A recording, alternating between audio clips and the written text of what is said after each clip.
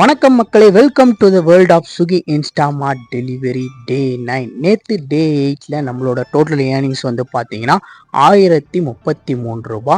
டோட்டலாக வந்து பார்த்தீங்கன்னா 25 ஆர்டர் வந்து நம்ம கம்ப்ளீட் பண்ணியிருந்தோம். இன்னைக்கு டே 9 செவ்வாய்க்கிழமை எப்போதுமே ஆர்டர்ஸ் கொஞ்சம் மந்தாகனியாக தான் இருக்கும் அப்படின்ற எதிர்பார்ப்பில் தான் நான் போயிருந்தேன். நான் நினச்ச மாதிரி ஆர்டர்ஸ் மந்தாகனியாக தான் இருந்தது.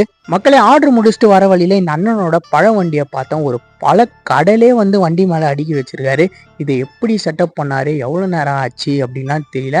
ஆனால் இந்த செட்டிங் பயங்கரமாக இருக்குது. நேற்று வீடியோவில் சொல்ல மறந்துட்டேங்க, கஸ்டமர் யாரோ ஒரு 500 நோட்டை கிழிஞ்ச நோட்டை வந்து கொடுத்துட்டு இருக்காங்க. நானே அதை வீட்டுக்கு வந்து தான் பார்த்தேன். இந்த மாதிரி கிழிஞ்ச நோட்டெல்லாம் வந்து கொடுக்காதீங்க.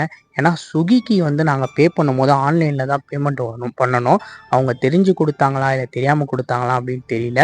ஸோ இனிமேட்டு யாருன்னா ஆர்டர் பண்ணினா இந்த மாதிரிலாம் பண்ணாதீங்க. இன்ஸ்டாமார்ட் ஸ்டோரில் ஒரு 3 நாளாக ஒரு பெரிய பிரச்சனை. இந்த மீந்து போன கறிலாம் இருக்குல்ல, இந்த சிக்கனு, பீஃபு, மட்டனோட வேஸ்டேஜ்லாம் இருக்குல்ல, அதெல்லாம் அப்படியே போட்டு வச்சிட்டாங்க. அதோட ஸ்மெல்லு வந்து பார்த்தீங்கன்னா வெளியில் வந்து ஹெவியாக வீச ஆரம்பிச்சிச்சு.